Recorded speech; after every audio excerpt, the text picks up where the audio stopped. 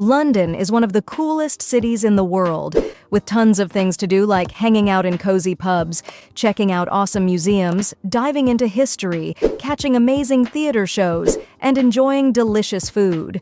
The city is buzzing with different people and has a wild nightlife that never sleeps. But I've got to admit, London can be pretty pricey. It's easy to spend a lot of money if you're not careful. The good news is, there are loads of free and affordable things you can do in London. With a bit of planning, you can have an awesome time here without spending too much. This guide to London can help you plan your trip, save money, and make the most of your time in this awesome city. Let's get right into it. When to go to London? London doesn't get super cold, but it's famous for its foggy and rainy days. The peak time for tourists is in the summer when it's warmest, although it rarely gets hotter than 86 degrees Fahrenheit. Summer is super busy in London, but it's also super fun. People take advantage of the nice weather, and there are always loads of events and festivals happening. Spring, from late March to June, and autumn, from September to October, are also great times to visit. The weather is mild and the city isn't as crowded. Winter, from December to February, sees a big drop in tourists. Temperatures can get chilly, sometimes below 41 degrees Fahrenheit, and prices for things tend to be a bit lower. It's often gray and damp, so make sure to bundle up and bring a rain jacket or umbrella. Since rain is common here, it's a good idea to pack a light rain jacket or carry an umbrella no matter when you visit. Where to stay? Finding a great place to stay in central London has never been easier. There are so many amazing options to choose from. Right across from Covent Garden's Opera House, Nomad has opened up. It's got a huge and stylish restaurant and a cool library bar, just a short stroll from the covered market and nearby shops.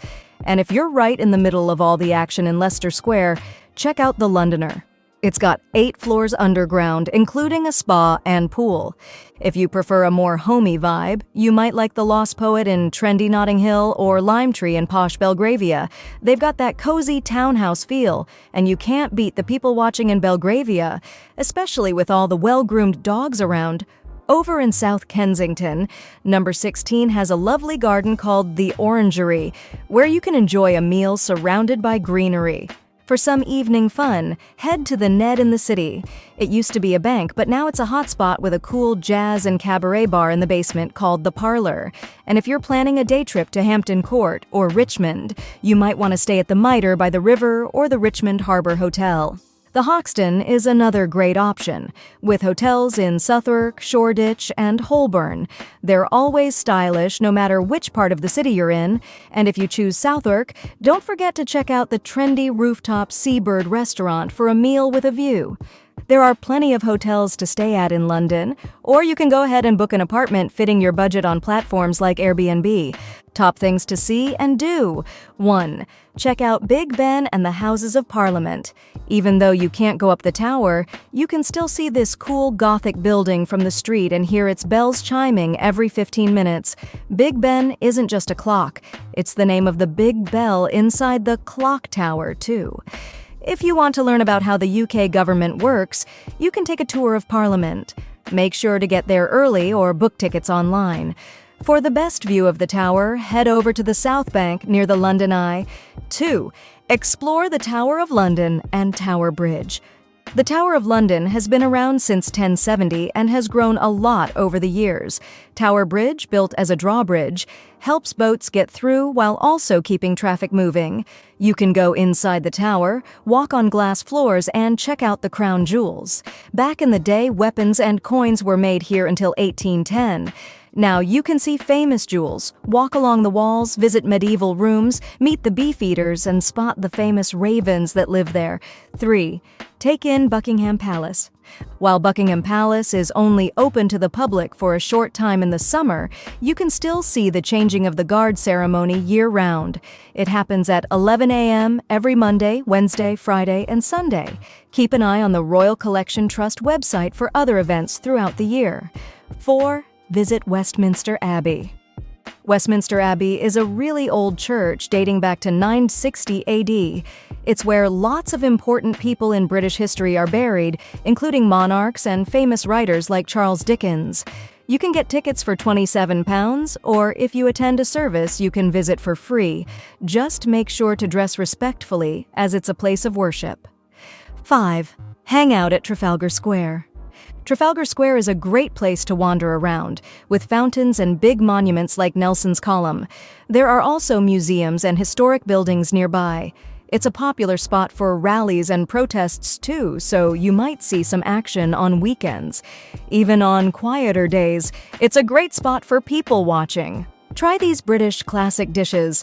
Depending on how long you're in London for, you might want to make some of these dishes yourself if you're at an Airbnb, or try them in a classic British pub in London. Fish and chips. This classic dish became super popular because of fishing in the North Sea. During World War II, it was one of the few foods that people could still enjoy without worrying about rations. You take cod or haddock, coat them in batter, and fry them until they're crispy outside and soft inside. Serve them up with thick-cut fries and mushy peas for the full experience. Bubble and squeak. While you might not see it as often nowadays, this dish is still loved for a couple of reasons. First off, it's a clever way to use up leftovers, and secondly, it's downright tasty. It's easy to whip up. Just fry up some leftover cabbage and mashed potatoes with a bit of butter until they're nice and crispy. Pop a fried egg on top for a delicious and wallet-friendly brunch. Bangers and mash. Here's another classic combo.